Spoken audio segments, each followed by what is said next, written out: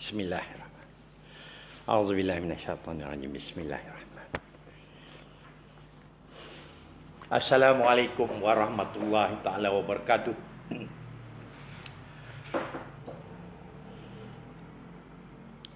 Huwallazi arsala rasulahu bil huda wa dinil haqq liyusirahu 'ala dini kullih wa kafa billahi syahid.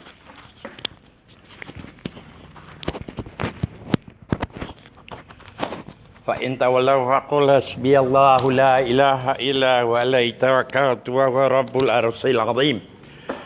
Bismillah, la haula wala.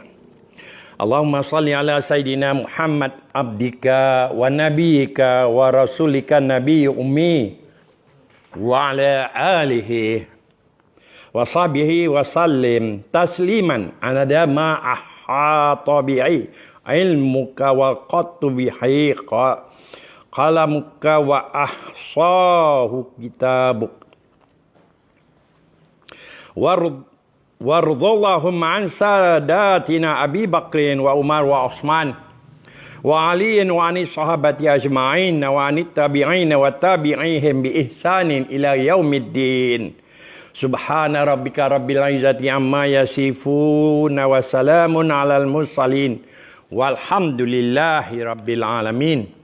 Bersyukur kita di pagi yang sangat mulia ini dapat kita berjumpa dalam majlis kongsi sedikit cerita-cerita Nabi besar kita, Nabi junjungan Muhammad Nabi sallallahu alaihi wasallam. Tajuk pada pagi yang sangat berkat ini ialah the sublime example of Nabi as far as his eating pattern is concerned. Kita akan terus membaca buku The Sublime Conduct of Nabi. Buku ini buku yang saya ulangi, saya beli daripada luar negara, jual di UK, di Amerika, South Africa, Pakistan, India dan sebagainya. Baik, tajuknya The Sublime Example of Nabi as far as his eating pattern is concerned. Ini adalah contoh-contoh kehidupan Rasulullah sallallahu alaihi wasallam. Khususnya mengenai cara pemakanan Nabi sallallahu alaihi wasallam. Ummul Mukminin Sayyidah Aisyah radhiyallahu anha narrates that from the time Nabi sallallahu alaihi wasallam came to Madinah Munawwarah till his demise, his family never ate bread made from wheat flour ni tepung ya, to their field for 3 consecutive days. Ini adalah dari Sahih Bukhari. Apa yang diceritakan oleh Ummul Mukminin Sayyidah Aisyah radhiyallahu anha telah menceritakan bahawa Nabi sallallahu alaihi wasallam bila datangnya hijrah ke Madinah Al-Munawwarah sehinggalah kewafatannya, keluarganya tidak pernah makan roti yang dibuat sepenuhnya daripada gandum untuk mengisi perut mereka for 3 consecutive days, untuk 3 hari berterusan. Note, in the era of Nabi, wheat was more expensive than barley, thus they could not eat wheat daily. Jadi semasa era Nabi, gandum ini harganya lebih mahal daripada barley. Lebih mahal daripada barley. Jadi memang jadi dia cannot eat wheat daily, dia tak boleh makan tepung gandum, tak boleh dapat tepung gandum setiap hari kerana terlalu mahal. Bayangkanlah zaman dulu di mana ada lori, mana ada pengangkutan nak bawa tepung-tepung.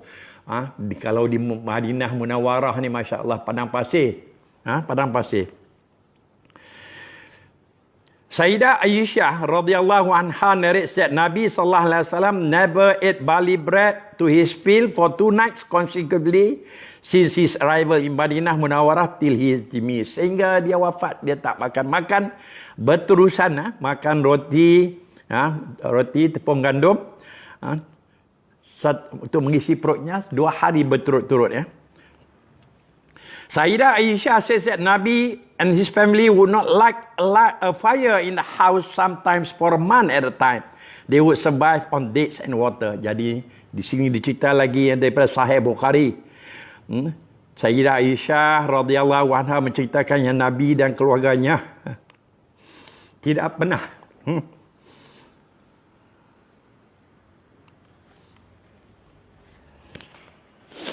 tidak pernah memasang api dalam rumahnya. Kadang-kadang sehingga 1 bulan berterusan. Dan mereka hanya hidup dengan memakan kurma dan air. Dan air Zam-Zam. Dan air. Maaf saya dan air. Dia tak cerita air Zam-Zam di sini. Hanya cerita minum air dan kurma. Jadi, in those days, fires were generally lit for cooking purposes. Masa dulu, api dinyalakan semata-mata untuk tujuan memasak.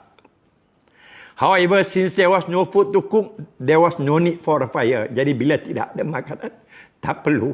Tak ada tepung, tak perlu ada api. One night, Amirul Mukminin Sayyidina Abu Bakar radhiyallahu anha sent a goat's leg to Nabi sallallahu alaihi wasallam. Sayyidah Aisyah was busy cutting it into pieces in the dark, and somebody asked her if there wasn't a lamp in the house. She said that if there was oil to burn for the lamp, she would have used it for food.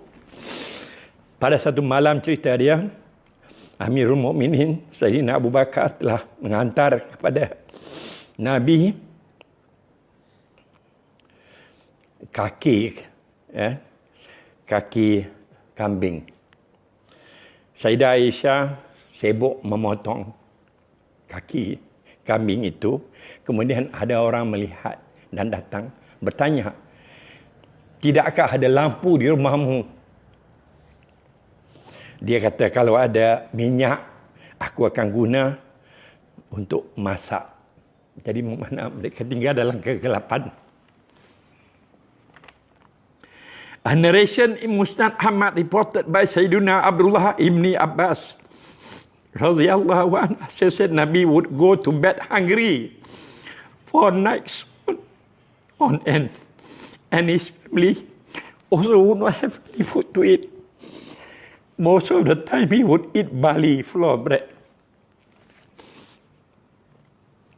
Cerita daripada Musnad Ahmad yang dilaporkan oleh Sayyidina Abdullah Ibn Abbas radhiyallahu anha menyatakan Nabi sallallahu alaihi wasallam akan tidur dengan perut yang lapar bermalam-malam, dan keluarganya juga tidak mempunyai makanan untuk makan. Most of the time he would eat barley flour bread. Kebanyakan masa dia akan makan tepung roti dan tepung barley. Imam Bukhari and Imam Muslim rahimahullah have narrated from Sayyidina Anas radhiyallahu anhu that sometimes Nabi sallallahu alaihi wasallam would see a date lying about, and he would say, if only I did not fear that the date was from the wealth of sadaqah, I would have eaten it. Imam Bukhari dan Imam Muslim rahimahullah menceritakan daripada Sayyidina Anas bahawa Nabi sallallahu alaihi wasallam pernah melihat sebiji kurma berada di atas lantai, dan dia akan cakap, jika tidak kerana aku takut kurma itu daripada kekayaan sedekah, aku akan makan. This means that Nabi was experiencing severe pangs of hunger, but he would not eat the date, fearing it to be sadaqah, and sadaqah was haram upon Nabi. Jadi Nabi pada masa itu rasa lapar yang sangat teruk, tetapi dia tidak akan makan buah kurma yang terdapat dalam lantai itu kerana dia takut itu adalah sedekah, dan sedekah adalah haram bagi Nabi kita, Nabi Muhammad sallallahu alaihi wasallam. Sayyidina Abdurrahman ibni Auf radhiyallahu anhu narrates that Nabi sallallahu alaihi wasallam left this world without him or his family eating barley bread to their field. Abdurrahman Auf radhiyallahu anhu telah menceritakan yang Nabi telah meninggalkan dunia ini dengan dia dan keluarganya tidak makan roti Bali dengan secara sepenuh kepuasan mereka. Ini dari cerita daripada kitab Sirat volume 7 page 147. Sayyidina Sahal bin Ibn Sa'ad radhiyallahu anhu relates that Nabi sallallahu alaihi wasallam left this world without eating to his fill twice in one day. Nabi sallallahu alaihi wasallam wafat dengan tidak makan 2 kali satu hari, bermakna dia makan hanya 1 hari sekali. Ini hadis daripada Tabrani. Sayyidina Abu Umamah radhiyallahu anhu relates that bread was never left over in the home of Nabi sallallahu alaihi wasallam. Hadis daripada Tirmizi. Sayyidina Abu Umamah radhiyallahu anhu relates that bread was never, dia telah menceritakan yang roti tidak pernah tinggal di dalam rumah Nabi sallallahu alaihi wasallam. Sayyidina Numan ibn Bashir radhiyallahu anhu said to the people, "You are engaged in fulfilling your desires as far as eating and drinking is concerned, whereas I have heard Sayyidina Umar radhiyallahu anhu saying that Nabi sallallahu alaihi wasallam would sometimes toss about from side to side due to the severe pangs of hunger." Jadi Sayyidina Numan ibn Bashir radhiyallahu anhu telah menceritakan kepada sahabat-sahabat, kamu sedang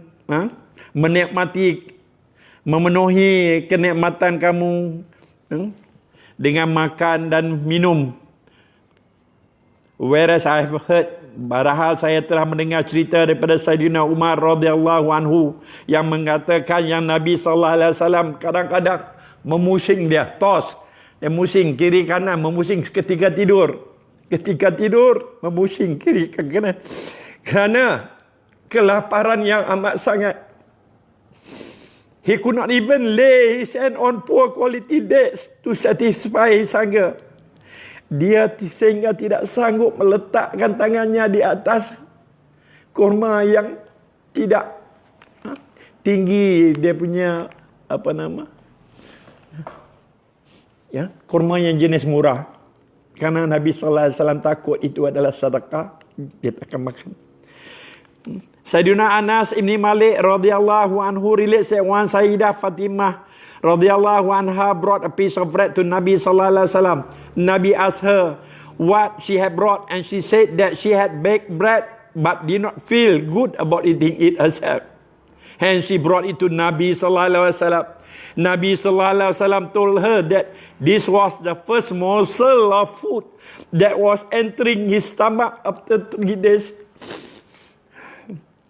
Sayyidina Anas ibn Malik radhiyallahu anhu telah menceritakan satu hari Sayyidah Fatimah radhiyallahu anha telah membawa sekeping roti kepada Nabi sallallahu alaihi wasallam. Nabi sallallahu alaihi wasallam bertanya, dari mana kamu dapat roti ini? Dan dia kata dia sendiri yang memasakkan, but did not feel good, dan dia rasa tidak sedap untuk makan bersendirian. Jadi dia membawa kepada Nabi sallallahu alaihi wasallam. Nabi sallallahu alaihi wasallam told her that was the first morsel. Inilah suapan yang pertama. Inilah suapan pertama. Roti yang dibawa oleh Sayyidah Fatimah. Inilah suapan yang pertama setelah 3 hari tidak menikmati makanan. Sayyidina Abu Hurairah radhiyallahu anhu report Sayyidah Aisyah radhiyallahu anha that 3 full months would pass and there would be no need to light a fire, not even for baking bread or anything else. Sayyidina Abu Hurairah radhiyallahu anhu melaporkan bahawa Sayyidah Aisyah mencerita bahawa 3 bulan telah berlalu and there would be no need, dan tak perlu menyalakan api walaupun untuk membakar roti ataupun sebagainya. What did you live on? She was asked. Apa yang kamu hidup daripada mana? Apa yang kamu hidup? Kamu makan apa? she was asked. Sayyidah Aisyah radhiyallahu anha said that they will live on water and mereka akan hidup, mereka akan survive hanya melalui memakan buah kurma dan air. She then said, may Allah reward our Ansari neighbors who would sometimes milk their animals and send some of the milk for us.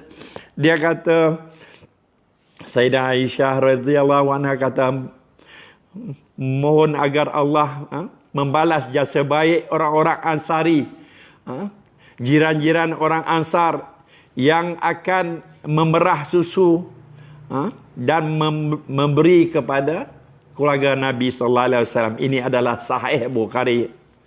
Ummul Mukminin Sayyidah Aisyah radhiyallahu anha relates that Nabi sallallahu alaihi wasallam never ate two foods at the same time. If he had meat, he ate nothing else with it. If he had dates, he had that only, and if he had bread, it was bread alone with nothing else. Ini daripada sirat. Ummul Mukminin Sayyidah Aisyah radhiyallahu anha menceritakan yang Nabi sallallahu alaihi wasallam tidak akan makan dua makanan serentak. Jika dia ada daging, dia tidak akan makan yang lain, dia hanya makan daging. Jika dia ada kurma, dia hanya akan makan kurma. Dan jika dia ada roti, dia hanya akan makan roti. Dengan tidak ada yang lain-lain. Sayyidina Anas radhiyallahu anha reports that with the exception of the time when Nabi sallallahu alaihi wasallam became weak, meat and bread were never placed together on his tablecloth.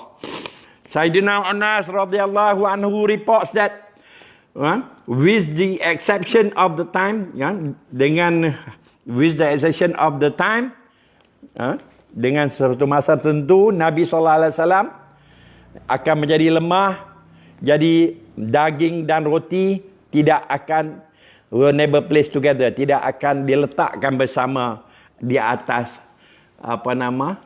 tempat hidangannya. Malik ibn Dinar rahimahullahu ta'ala says that Nabi sallallahu alaihi wasallam never ate bread or meat to his fill except under excusable conditions. Malik ibn Dinar rahimahullah telah menyatakan yang Nabi tidak akan meletakkan roti dan daging untuk mengisi perutnya, melainkan untuk situasi tertentu. Excusable conditions refer to times when Nabi sallallahu alaihi wasallam was invited to a meal. Ini bila dia dijemput untuk makan. Bila dia jemput ke rumah sahabat makan, barulah dia ada daging dan roti. Or when Nabi himself had a guest, ataupun bila Nabi ada tetamu. Bila dia ada tetamu, dia akan layan tetamu dia dengan makan dua itu. Hence, in order to accommodate the guest, he would eat along with him until he was satisfied. Jadi untuk melayani tetamu, dia akan makan bersama dengan tetamu yang datang ke rumahnya. Jika ada daging dan roti, dia akan makan untuk memuaskan, untuk melayani tetamu yang datang ke rumahnya. It should be noted that Nabi sallallahu alaihi wasallam lived in poverty. Perlu kita ingat bahawa Nabi sallallahu alaihi wasallam hidup di dalam kemiskinan out of his own choice. Bukan pilihannya, out of his own choice. And he maintained this lifestyle until the end. Dan dia berterusan cara penghidupan ini sehinggalah kewafatannya. After the battles of Khaybar and Hunain, the Muslims became affluent. Selepas peperangan Khaybar dan Hunain, orang-orang Muslim became affluent, bertambah.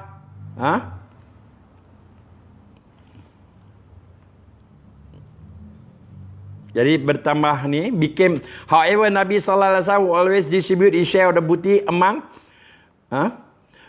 the poor and needy. Jadi ketika kesusahan itu, semasa selepas peperangan itu, masa susah, Nabi sallallahu alaihi wasallam akan membagi-bagikan bahagian dia yang menjadi rampas selepas peperangan itu, rampasan peperangan, dia akan memberi bahagian dia kepada orang-orang miskin dan orang-orang yang memerlukan.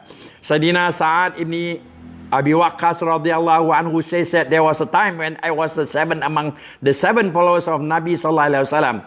The only food that we could eat was the leaves of the acacia tree. Jadi ketika itu yang Sayyidina Sa'ad ibn Waqqas menceritakan yang ada satu masa, there was a time when I was a seven among the seven followers. Dia adalah yang ketujuh daripada sahabat-sahabat 7 orang ketika itu, dan makanan yang ada hanyalah mereka makan daun-daun pokok akasia. Daun-daun pokok akasia. Our extractor. Jadi yang keluar, najis yang keluar tu used to resemble the droppings of goats and camel. Benda najis yang keluar tu semacam najis-najis kambing ataupun najis-najis unta yang keluar setelah makan daun-daun pokok akasia. The ummah consists of 4 types of people. After the demise of Nabi sallallahu alaihi wasallam, the ummah was divided into 4 categories. Setelah kewafatan Rasulullah sallallahu alaihi wasallam, ummah ketika itu telah terbagi kepada 4 golongan. The first category neither focused their attention on the world, and nor did the world offer itself to them, like Amirul Mukminin Sayyidina Abu Bakar As-Siddiq radhiyallahu anhu. Jadi kategori yang pertama ialah yang tidak fokus kepada yang tidak mengambil perhatian mengenai dunia, nor did the world offer itself, dan dunia juga ketika itu tidak ada kelang-kelang, tidak ada apa yang nak memberikan kepada para sahabat ketika itu. Mereka meneruskan cara penghidupan Rasulullah sallallahu alaihi wasallam, iaitu di zaman Sayyidina Abu Bakar radhiyallahu anhu. The second category was of those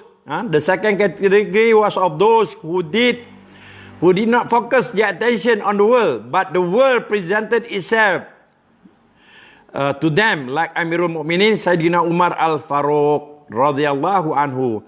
Jadi kategori yang kedua ialah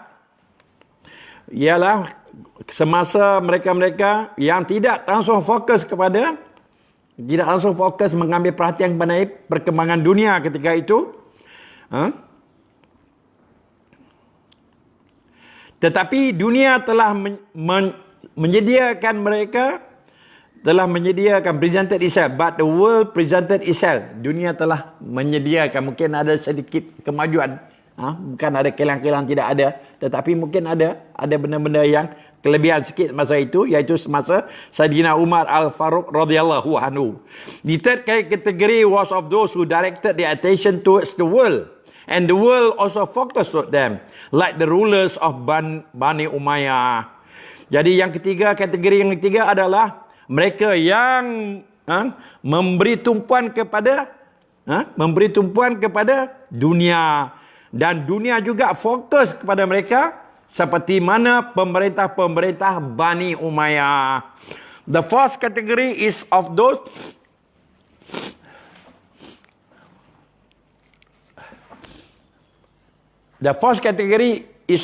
who focus their attention on the world, but the world denied them. Like poor people who are enamored by it but cannot have it. Kategori yang keempat ialah mereka-mereka yang memang fokus memberi tumpuan kepada dunia. Memberi tumpuan. Ini kategori yang keempat adalah mereka-mereka yang memberi tumpuan kepada dunia, tetapi dunia tidak melayani mereka. Dunia tidak melayani mereka dengan cara sama. Seperti mana orang-orang susah. Like poor people who are enamored. Enamored baik, terpikat dengannya, but cannot have it. Orang susah, dia terpikat dengan dunia, tapi tak dapat memikat dunia itu.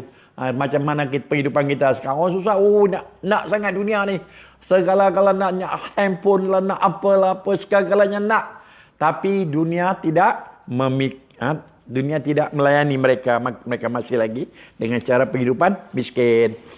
Baik, Imam Ghazali writing on the evil of excessive eating and greed for food.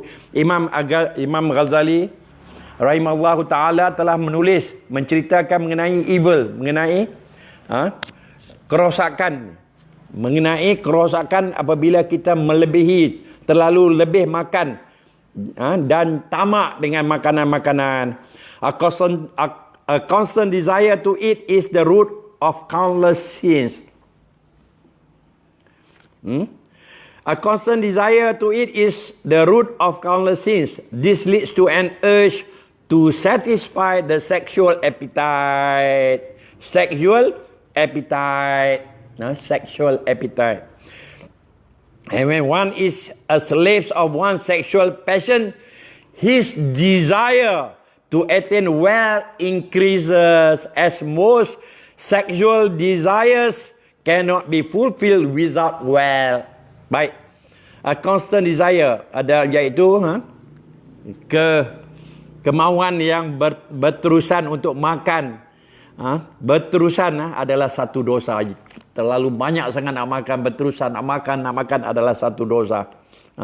This leads, ini akan membawa kita untuk memuaskan selera seksual, iaitu to satisfy the sexual appetite. Orang yang banyak-banyak makan ini akan banyaklah selera seksualnya. And when one is a slave of one sexual passion, his desire to attain wealth increase. Jadi bila kita ke dalam kegairahan seksual, dia akan ada keinginan untuk menambahkan kekayaan, tamak lagi dia suka lagi kerana dia kuat nafsu. Dia kuat nafsu seks, dia kuat nafsu seks. Mungkinlah nak kahwin lagi, jadi dia nak cari lagi kekayaan. Kejar lagi dunia. Kerana nak memuaskan nafsu seks dia. As most sexual desires cannot be fulfilled without a wealth. Kerana keinginan nafsu yang memuncak itu tidak dapat ditunaikan jika kita dalam kemiskinan. Kita nak bertukar-tukar ganti. This person will then be in search of fame and worldly status. Jadi orang begini akan terus berterusan mencari apa ini?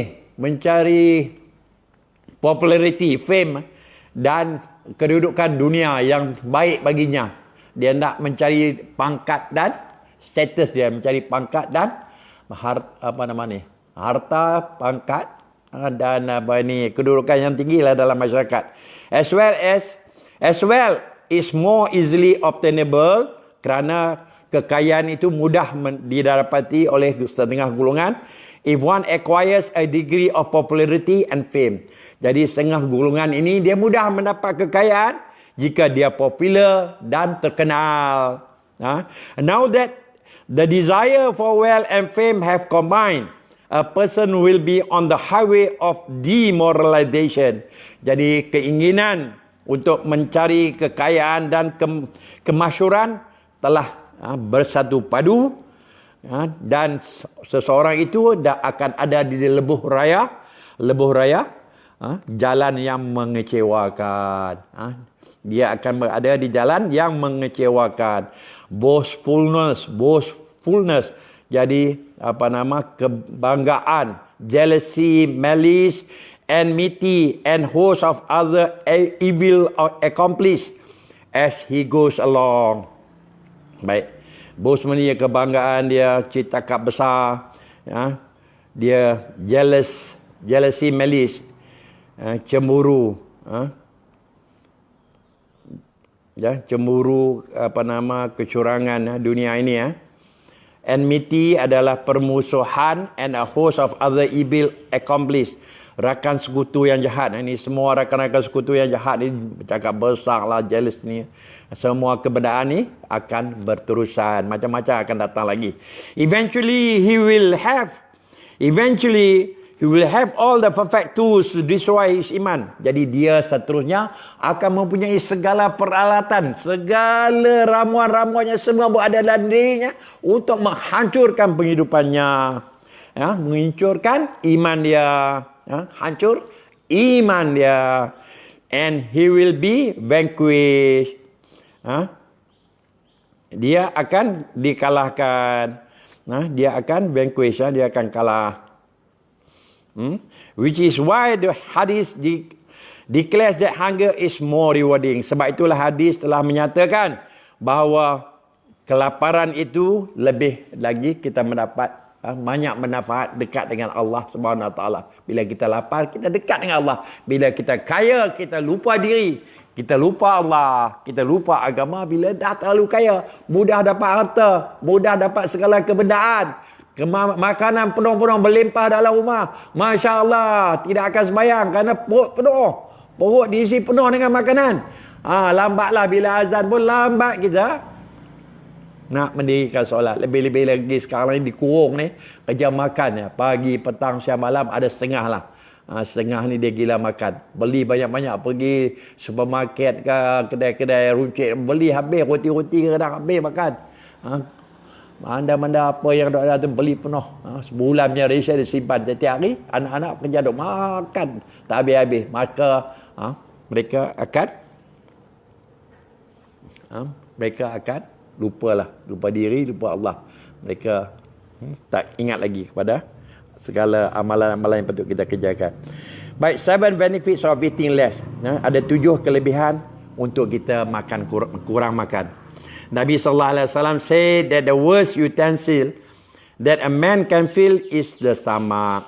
Jadi Nabi SAW telah menyatakan bahawa di bahagian badan kita ini, yang paling teruk sekali dalam bahagian badan kita ini adalah perut.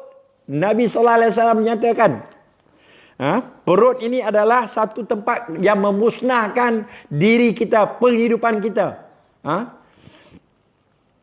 It is sufficient for a man to eat a few morsels only. Adalah cukup jika mereka itu yang kuat, paham erti masuk hidup. Dia sedikit suapan sudah cukup. Berapa-berapa suap tu sudah cukup. Dia tak makan penuh pinggan. Ada setengah nasi gunung. Dalam pinggan tu gunung ada. Dan gunung makanan. Kita buat bukit-bukit makanan dalam pinggan kita. Whereby he manages to keep his back upright. Dan dia boleh meletakkan belakang dia dengan tegak begitu tanpa makan. Makan sikit-sikit pun dah cukup. Tapi setengah orang mesti duduk makan tak cukup. If anybody really needs to eat more, he should divide his stomach into 3 parts.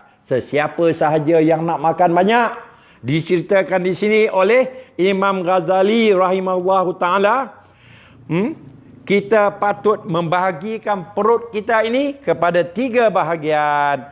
1/3 for food, 1/3 adalah untuk makanan. 1/3 untuk air, tuan-tuan. 1/3 untuk makanan, 1/3 untuk air. And 1/3 for air or for breathing. Dan 1/3 lagi untuk udara, supaya kita dapat ada ruang yang boleh memberi ruang untuk kita bernapas. Jadi ingatlah, dalam perut kita tu kita perlu bagi kepada 3. 1/3 dibagikan untuk makanan, 1/3 untuk air, 1/3 lagi untuk udara. Saya pun teringat seorang doktor perempuan telah menasihatkan saya, bila kita letak makanan dalam satu pinggan tu, kalau kita nak elakkan daripada penyakit-penyakit yang boleh merosakkan kita ni, penyakit-penyakit seperti darah tinggi ke, kecil manis ke, ambilkan makanan setengah daripada pinggan itu, ini katalah pinggan, bahagian itu kita pecah 2 lagi. Pecah 2. Separuh daripada pecah 2 ni kita sediakan daging ke, ayam ke, ikan ke, apa ke, ni separuh daripada dia. Dan yang lagi separuh tu sama ada nasi ataupun roti. Jangan kita isi ni bukit penuh nasi. Ini akan nasi ini dia banyak gula, dia akan memberi kecil manis dan juga memberi penyakit-penyakit yang merosakkan kita, ya. The benefits of eating less are innumerable, but we will suffice on the more pertinent ones. Apa ni? Innumerable. Kelebihan makan, kelebihan kita kurang makan, tidak terhitung. Innumerable, tidak terhitung. But we will suffice, tetapi kita boleh mencukupi. But we will suffice on the more pertinent ones. Kita boleh mencukupi daripada benda yang mustahak lagi itu. Jadi kita kurangkan makan, tidak terhitung manfaat dia, tetapi kita boleh cukup untuk kebaikan yang lain, seperti kita elak penyakit dan sebagainya, ya.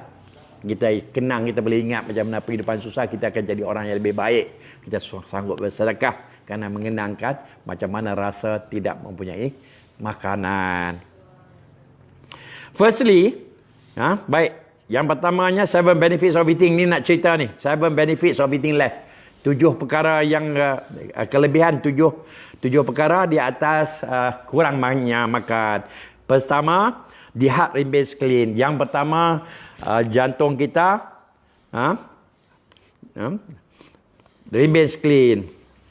Dia akan jadi bersih, and the foresight is strengthened, dan pemandangan kita pun lebih hebat lagi. Pemandangan mata kita pun akan jadi lebih hebat bila kita kurang makan.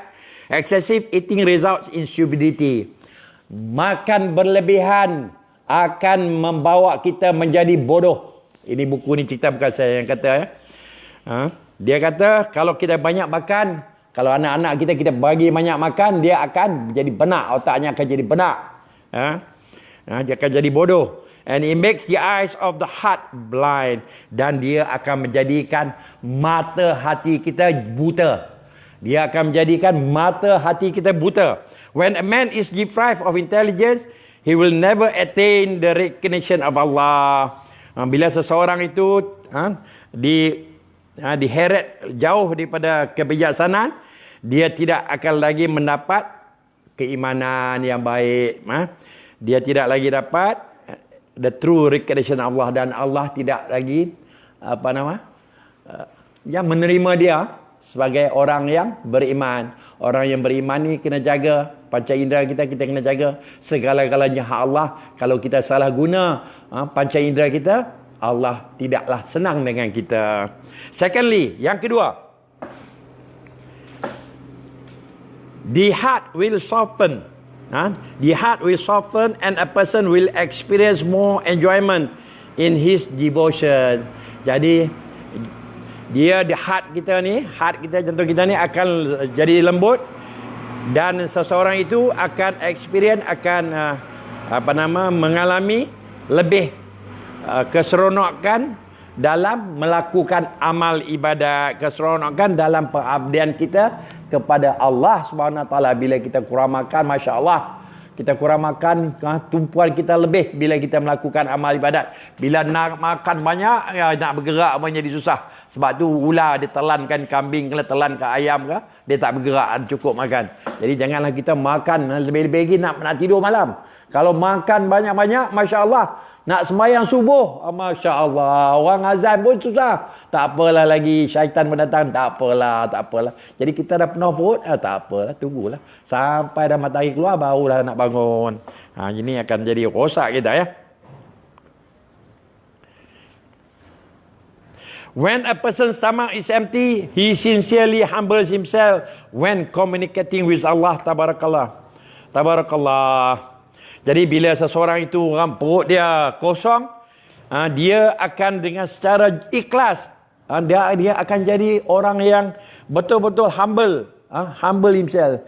Dia cukup hormat Allah, tunduk kepada Allah. Bila dia berbicara dengan Allah, dia ada tumpu mendapat khusyuk dan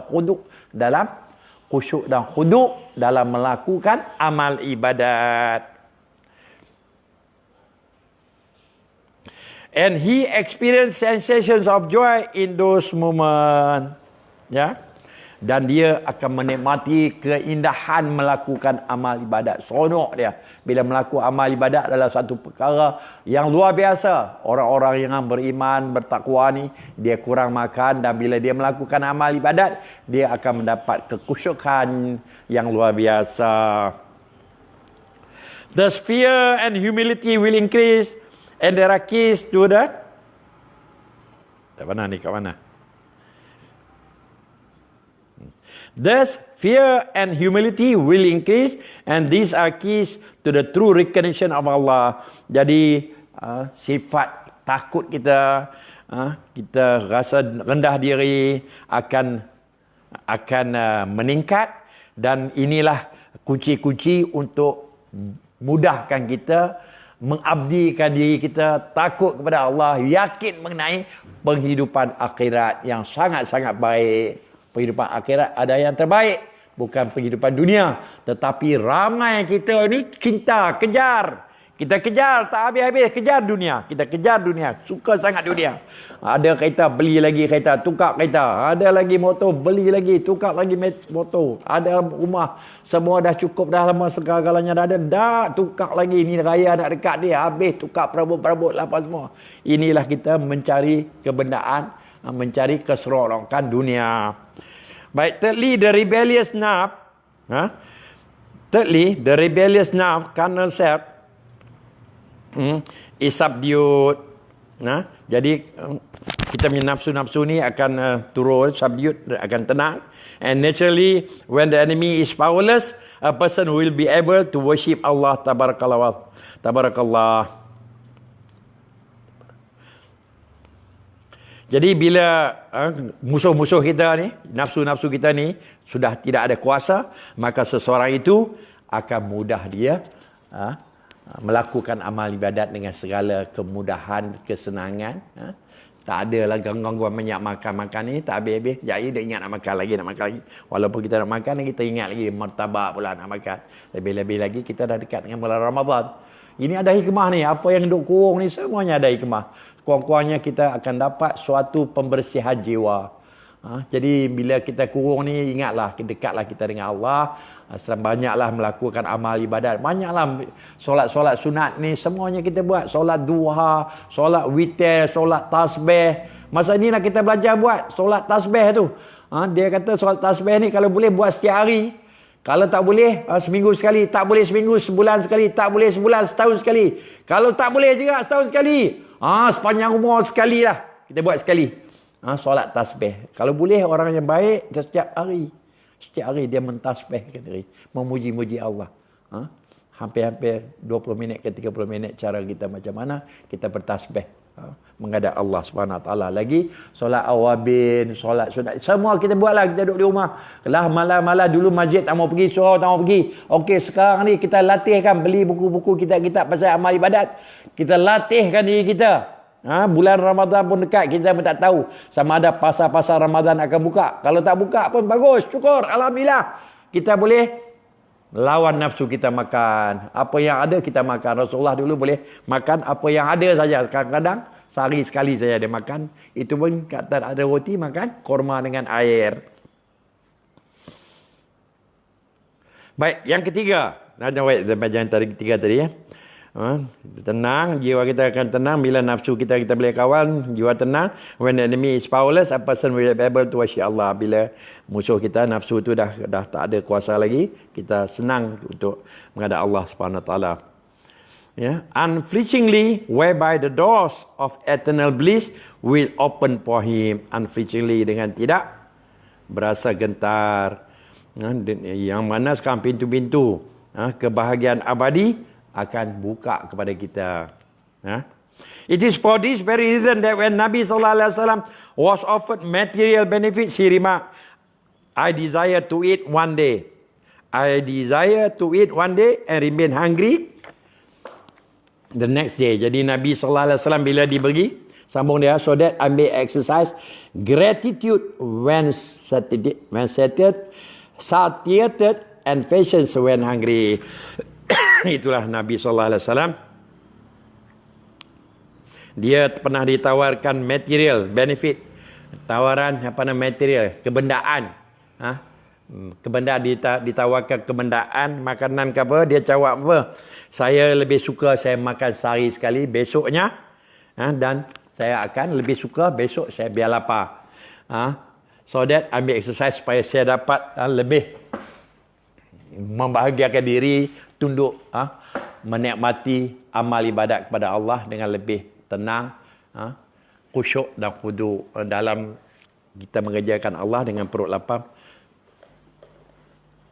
Boleh lagi ya. Baik, fourthly, by remaining hungry, a person will taste some of the difficulties of the hereafter, which will remind him to be diligent in fulfilling his duties to Allah.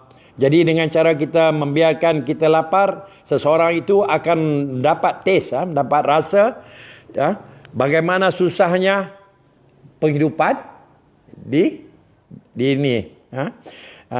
of the hereafter, the akhirat, which will remind him to be diligent in fulfilling his duties to Allah Tabaraka wa Ta'ala. Jadi sebab itu kita masa kita lapar ni, kita akan sentiasa mengingatkan agar kita melakukan segala amal ibadat yang dikehendaki oleh Allah Subhanahu wa Ta'ala.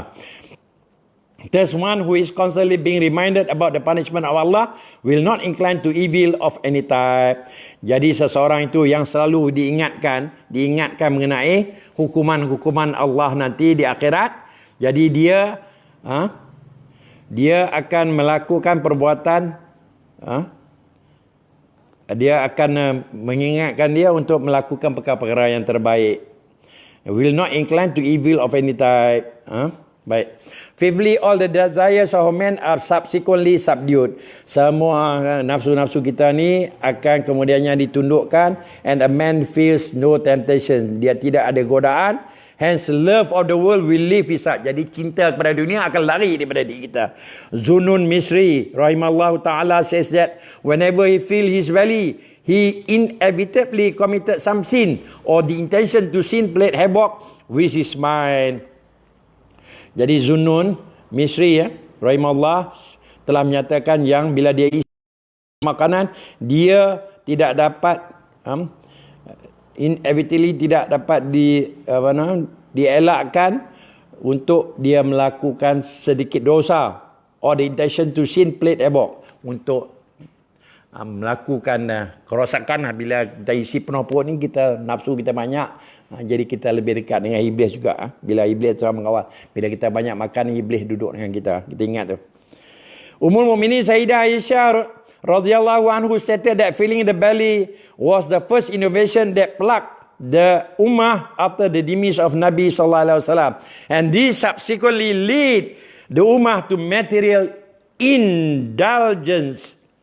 Jadi Ummul Mukminin Sayyidah Aisyah radhiyallahu anhu telah menyatakan bahawa dengan kita mengisi berlebihan perut kita, ini adalah ciptaan yang telah satu ciptaan pembaharuan yang telah menumpukan umat, yang telah mengawal penghidupan umat setelah wafatnya Rasulullah sallallahu alaihi wasallam. Kita mula cinta kepada makanan, perut suka isi penuh, and subsequently lead the ummah to material indulgence. Jadi inilah yang membuatkan kita cinta kepada kebendaan. Inilah sebabnya kita mula mencintai kebendaan. Bila terlalu banyak makan, nak lagi. Kita telah mendidik hati kita, jiwa kita, kehidupan kita, agar kita lebih suka kepada kebendaan. Ingatlah, perut itulah tempat yang sangat-sangat mustahak kita jaga. Jangan isi setiap masa dengan makanan ni. Tak habis-habis. Rasulullah sallallahu alaihi wasallam dia minum air dengan buah kurma sehingga bulan. Roti tu susah nak dapat. Zaman dulu mana ada kelang roti, kelang tepung. Abu Sulaiman Dania rahimahullah ta'ala writes that whoever feel his belly experience its harms in 6 ways. Kita baca laju nak habis waktu. He is deprived of the sweetness of ibadah. Jadi Sulaiman Darani rahimahullah ta'ala telah menulis bahawa sesiapa yang mengisikan perutnya akan merasai 6 kemusnahan, kerosakan. Yang pertama, he is deprived of the sweetness of it. Dia akan hilang keenakan melakukan amal ibadat, hilang daripadanya. It becomes difficult for him to attain wisdom, foresight. Susah bagi dia untuk mendapat wisdom. Wisdom ni orang bagi apa? Wisdom, dia bijak, bijaksana. Foresight, jadi dia tak boleh pandang jauh. Dia tak tahu nak nampak depan lagi dah. Hilang dia punya kebijaksanaan, intelligent. And the light, hilangnya nur of the recognition of Allah Tabaraka wa Ta'ala. Jadi hilangnya nur untuk kita menghayati kebesaran Allah. He is deprived of expressing true sympathy with the creatures of Allah Tabaraka wa Ta'ala as he sees the world through his eyes.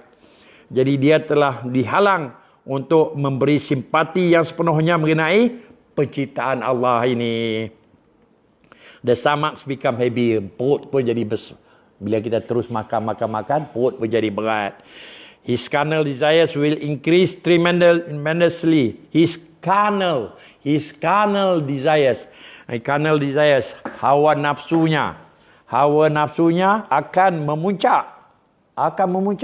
Kalau banyak makan. Kalau duk isi dalam perut selalu banyak-banyak sangat, hilang, memuncak kita punya nafsu, ya. When other Muslims will be coming to the masjid for salat, he will be occupied in answering the call of nature. Bila kita ni pergi ke masjid, bila dengar azan kita pergi ke masjid, nanti dia pun bila dah makan banyak, apa dia jadi? Nanti mulalah dia nak pergi call of nature. Dia mula pergi ke tandas, duduk lama-lama dalam tandas. Macam pelajar-pelajar kami setiap masa ada. Pelajar-pelajar di di sekolah Tafizah Taqwa ni, bila orang dah iqamah, dia pun lari, sakit perut. Pasal malam makan banyak. Jadi pagi itu dah kacau. Nak pergi ke tandas. Orang nak menghadap Allah Ta'ala, orang yang kuat makan malam nak tidur tu, dia lagi makan banyak. Pagi-pagi nak sembahyang subuh, orang dah panggil lah tu. Nak sembahyang, dia pergi duduk dalam jamban. Duduk dalam jamban tu, itulah teman dia. Iblis tu, tempat jamban tu iblis. Tempat dia. Jadi kita kena ingat, ya. Baik, ketujuh, his worldly aspirations will decrease. Jadi yang ketujuhnya, cinta dunia akan hilang. Kalau kita kurang makan ni, kita punya kecintaan dunia akan hilang, akan kurang. Hence, he will not be burdened to earn money all the time. Jadi dia tidak lagi mengejar wang. Jadi tuan-tuan, orang yang nak gila makan ni, makan, dia sebenarnya kadang-kadang dia sudah mempunyai Tuhan baru. Tuhan baru tu siapa Tuhan baru? Itu duit lah. Dia mulalah bila kuat sangat makan, nafsu dia banyak, dia kira nak kejar wang, tak cukup. Dah orang kerja, Allah SWT suruh kita lepas solat subuh keluarlah kamu mencari rezeki. Ada setengah dia terus cari rezeki sampai malam. Tak habis-habis, nak kaya raya. Tak syukur dengan Allah. Bila mai waktu duha, tak mau sembahyang duha. Jadi kita duk kejar rezeki. Orang mai dalam kedai Zuhur, buka lagi kedai. Waktu Zuhur, orang lawan azan, buka kedai. Kalau kita pergi, kalau di Indonesia ni saya pernah pergi ke Tomboro. Masya Allah, bila azan waktu Zuhur, Asar, Maghrib, semua kedai-kedai tutup terus, tuan-tuan. Kedai-kedai walaupun ada pelanggan, dengar je azan, tutup kedai. Kita depan masjid ada kedai makan. Orang azan, lagi dia masuk pergi makan. Masya Allah. Nauzubillah. When a man get used to hunger, he will be content with a little. Bila dia rasa dia lapar, dia akan rasa boleh dia ni. And instead of taking loans from people to be able to fill his belly, dan dia tidak akan mencari orang untuk nak pinjam duit, nak isi perut dia. Dia sabar. Kalau Nabi SAW boleh sabar, hanya makan buah kurma dan air hingga 1 bulan. Rumah dia sampai tak ada api, tak menyala, pasal tidak ada tepung, dia boleh sabar. Apa pula kita? Mengapa kita perlu nak cari orang yang pinjam duit? Orang tadi pinjam duit, kita latihkan diri kita. Kerana anak-anak keluarga kita ni kena elakkan mereka dengan terlalu banyak sangat makan. Biar sehari sekali kita latihkan, sehari makan sekali pun apa salahnya? Sangat baik, kesihatan akan jadi baik. Otak dia lagi baik, mantap. Tidak makanan-makanan ni akan sumbat segala perjalanan darah. Bawa penyakit nanti, makan terlalu banyak. He will ignore the pangs of anger till he receives something to eat. Dia akan tidak mempedulikan pangs of hunger. Pang.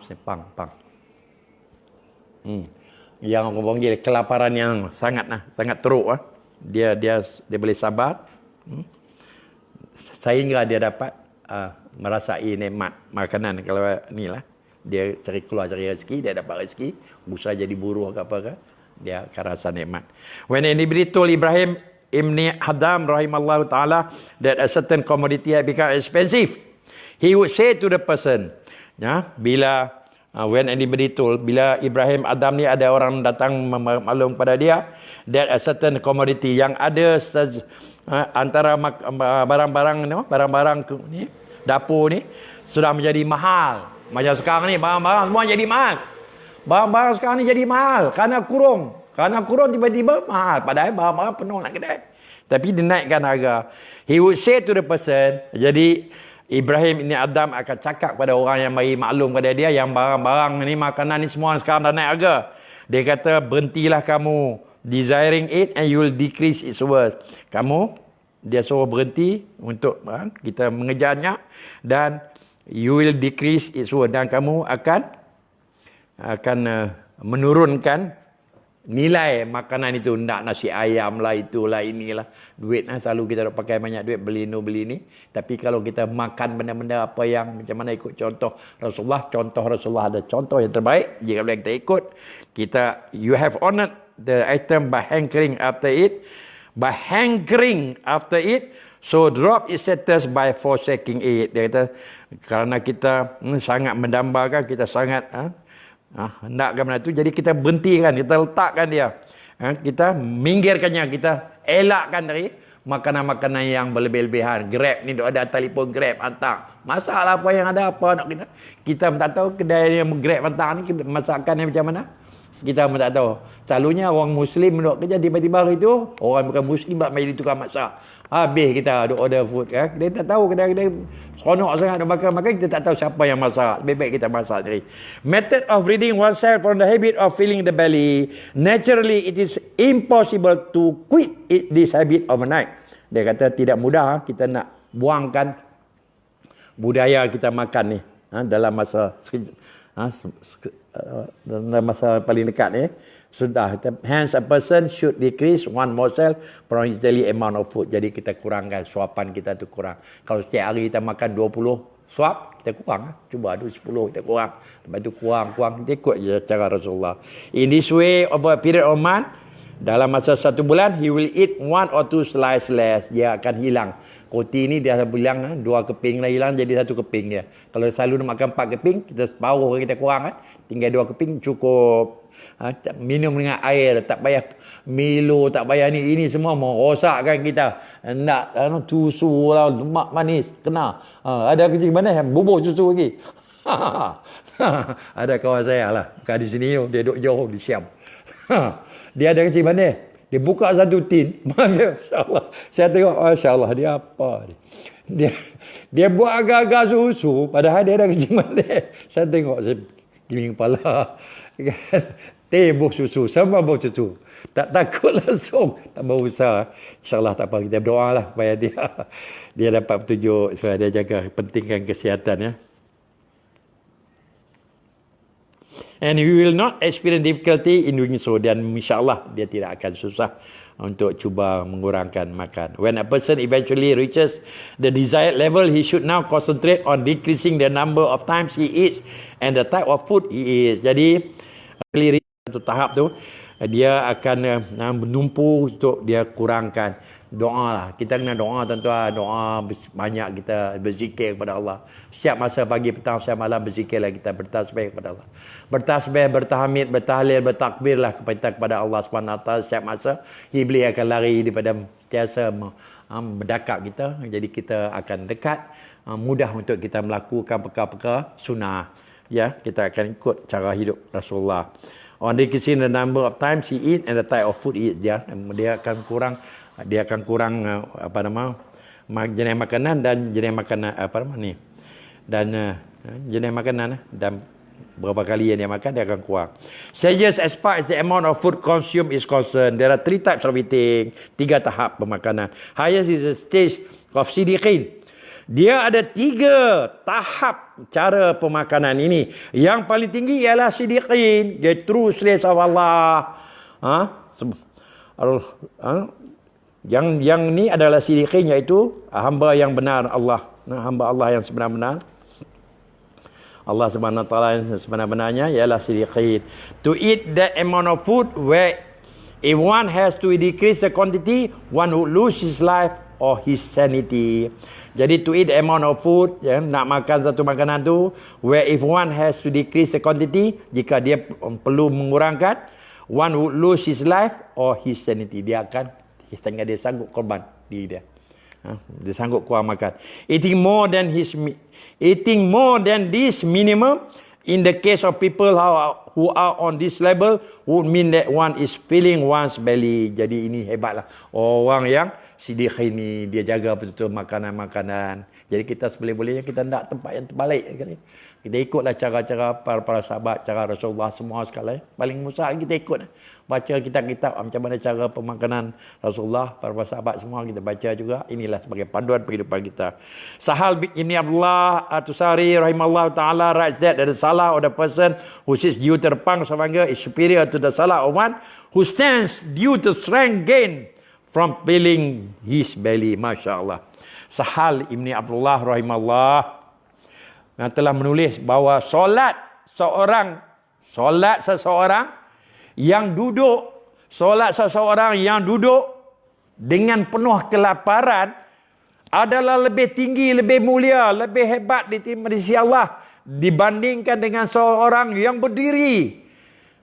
Kerana dia kuat, dia sanggup, dia boleh berdiri solat. Kerana dia perut dia siasa makan. Dia berdiri, dia boleh berdiri. Berjam-jam dia boleh berdiri. Orang yang tak makan ni, dia pasal solat sampai duduk dalam letih, tak boleh nak ni. Menghadap Allah Ta'ala duduk. Yang orang yang kuat ni, Masya Allah, dia boleh berdiri. Pasal makan kuat. Jadi Sahal kata, itulah salat. Orang yang berduduk, kerana kelaparan tu adalah lebih hebat daripada solat orang yang duduk berdiri. Dia nak melakukan, Ustaz Kamal, dia duduk diri kan buat solat ni, tapi perut dia penuh. Siap-siap makan, sebab tu dia ada tenaga. Tapi orang yang duduk tak ada makanan tu lebih mulia lagi diterima Allah. Cara dia duduk walaupun ni patutnya kita diri lama dan sebagainya, tapi orang yang duduk solat terpaksa dia duduk, dia lemah. Baik, intermediate. This category of people daily consume half mat. This category of people, intermediate, which is equivalent to 2/3 of ratal. Ini ukuran baik. Baik, this category of people, ini orang-orang yang macam ini dia makan lebih kurang 136 gram. Iaitu 2/3 of ratal. Ratal tu 407.5 gram dia bagi ni. Sayyidina Umar radhiyallahu anhu and many other sahabat radhiyallahu anhum had the habit of consuming one sa'a per week. A sa'a is equivalent to 3.2 kilogram. Jadi para sahabat ada tabiat makan satu sa'a satu minggu. Jadi satu sa'a tu adalah lebih kurang 3.2 kilogram. 3.2 kilogram para sahabat. Lowest consuming the amount of one mat daily. Eating more than this would certainly imply that a person is a slave of his stomach. Kalau kita makan lebih daripada ni, bermakna dia adalah hamba kepada perut. Since people vary in the appetite and their capacity of consuming food, it is difficult to pass a general rule. Some people can consume plates of food and not be satisfied, while others are filled with a few morsels. Therefore, the golden rule is commence eating when you have a dire need for food and stop eating while the desire to eat persists. Right. Jadi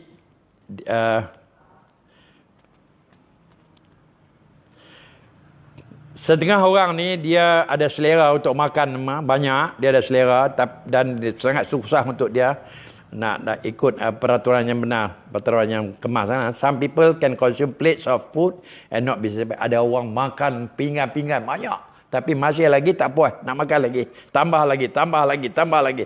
While others, dia ni kayak scavenger. Scavenger ni orang yang makan tulang tak habis tu, dia dah tangguh datang, dia makan bagi habis. While others are filled with a few morsels. Walaupun orang lain tu setengah dia makan sedikit bawah-bawah suapan dan berhenti, ada setengah tu dia duk cari mana orang tinggal, dia pergi sapu bagi habis. Sapu makan. Therefore the golden rule, jadi undang-undang MAS peraturan MAS is commence eating when you have a diet to need for food. Jadi bila kita nak makan, bila kita lapar baru kita makan. And stop eating, badan kita berhenti makan bila keinginan nak makan lagi tu ada, kita terus cepat-cepat kita berhenti makan. A dire needs means that a person is so starved that if he sees plain bread, he will begin to consume. Ini okey, tak apa, sekejap. Ada lagi, okey, last kita bagi baca ni sampai last. Sekejap lagi pasal tajuk yang sebelahnya adalah the sublime example of Rasulullah sallallahu alaihi wasallam as far as drinking is concerned. Ini minuman. Kita habis makanan cukup untuk hari ini, kita habiskan apa dia cerita. Stages as far as meal times are concerned. Jadi tahap-tahap, stages, tingkatan-tingkatan makanan as meal times are concerned. Jadi meal times ni waktu-waktu makan, waktu makan concern, waktu-waktu makan yang kita tumpu lah. There are various degrees so far as meal times are concerned. The most superior of it is to remain hungry for 3 days and to eat on the 4th. Jadi yang paling tahap tinggi sekali, ustaz-ustaz semua, kalau kita nak superior, nak yang paling canggih sekali, untuk kita nak dapat taraf cara makan yang bagus, dan most superior pasti is to remain hungry, adalah biar kita lapar 3 hari. Kita lapar 3 hari. Bahkan benda sikit-sikit, benda kurma 2 ulai, 3 ulai cukup. Minum air banyak. Kita lapar 3 hari. Kemudian kita makan hari yang keempat. Inilah bawah yang paling tinggi. Sayyidina Abu Bakar radhiyallahu anhu sometimes remain hungry for 6 days. Sayyidina Abu Bakar akan biar diri dia lapar sehingga 6 hari. 6 hari. Ibrahim ibn Adham and Sufyan Tawari rahimahullah would remain hungry for a week at a time. Ini Ibrahim Adam dan Sufyan Tawari, dia akan biar lapar sehingga 1 minggu. Some pious people would remain hungry for 40 days on end. Ada setengah orang-orang yang hebat, dia akan biar lapar 40 hari. Dia hanya makan macam ikut cerita Nabi lah. Makan buah kurma sikit-sikit, tak makan nasi. Tak makan nasi. Sifat kasyaf. Hence it should be acquired gradually. Jadi kita pelan-pelan lah, cuba-cuba kita latihkan diri kita. The immediate level is to remain hungry for 2 days. Jadi untuk ni Ustaz ni Farid kena biar lapar 2 hari tak akan makan. Ustaz Farid biar lapar 2 hari. Nak pukul 9 dah? Tak apa. Ustaz Farid dah suruh saya berhenti. Hebat dia, muda dah. Dia arah pengurusi suruh berhenti. Masya-Allah. Tak biar hina teman. Baik. As far types, as far type of food is concerned. As far as types of food are concerned, number superior is this is bread. Jadi makanan yang terbaik ialah roti lah. Yang mana dibuat daripada tepung gandum.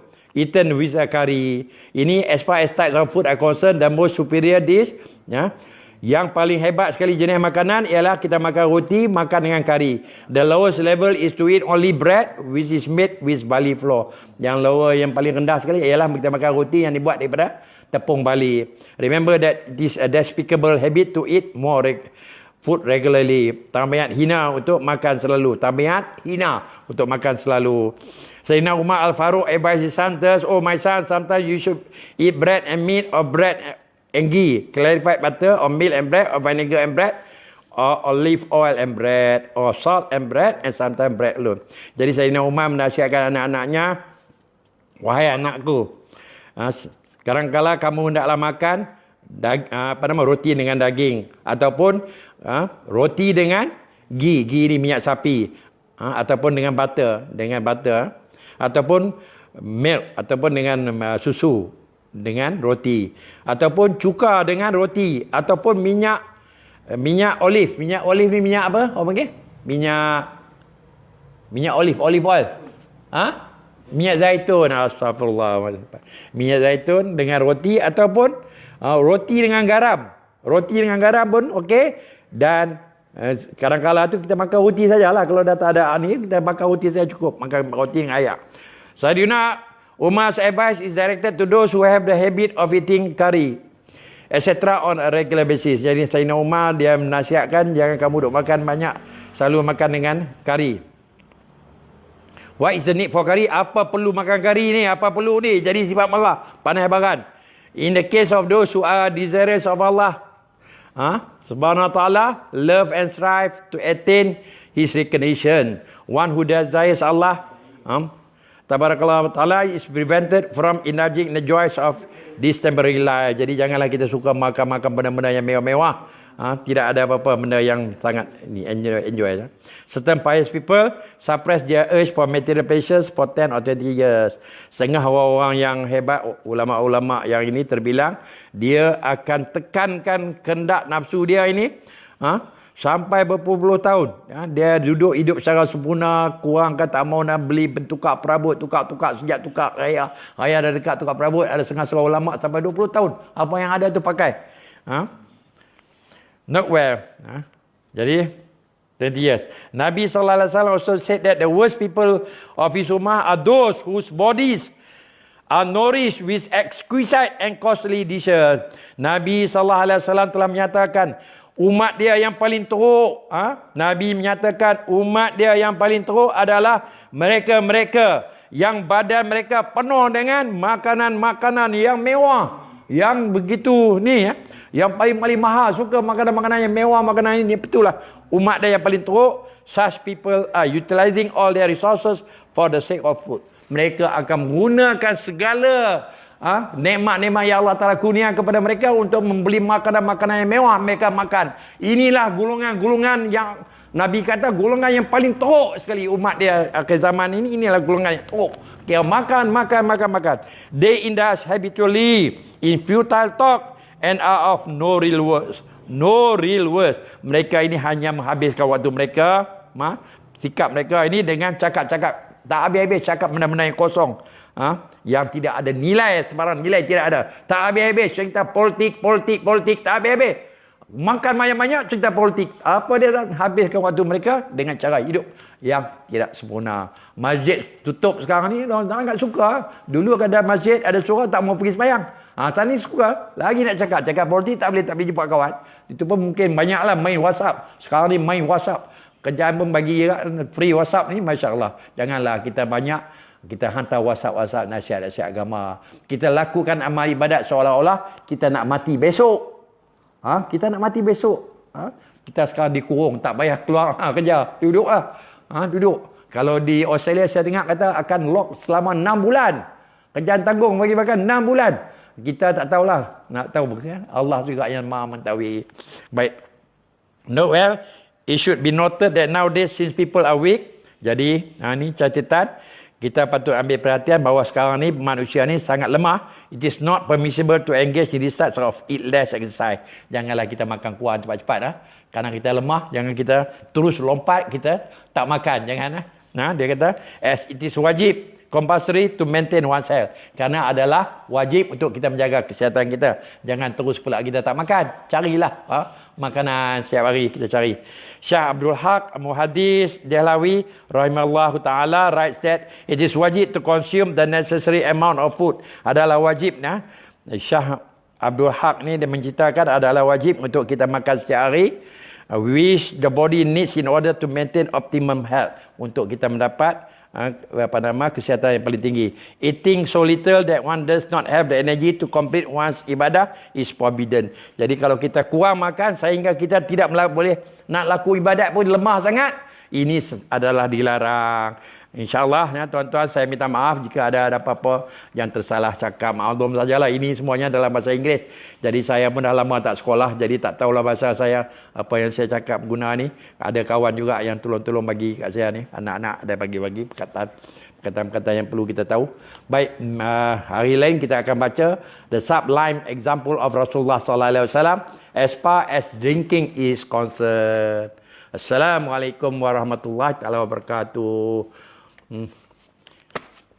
Subhanakallah bihamdik asyhadu an la ilaha illa anta astaghfiruka wa atubu ilaik. Allahumma shalli wa sallim ala sayyidina Muhammad.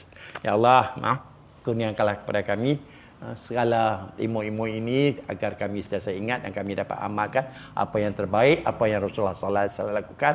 Izinkanlah kami juga dapat mempraktikannya. Ya Allah, bantulah kami, kurniakanlah keimanan, ketakwaan, Kala badi rabbana atina fid dunya hasanah wa fil akhirati hasanah wa qina azabannar wa adkhilnal jannata ma'al abrar ya azizu ya ghafar ya rabbal alamin subhana rabbika rabbil izzati amma yasifun. Assalamualaikum warahmatullahi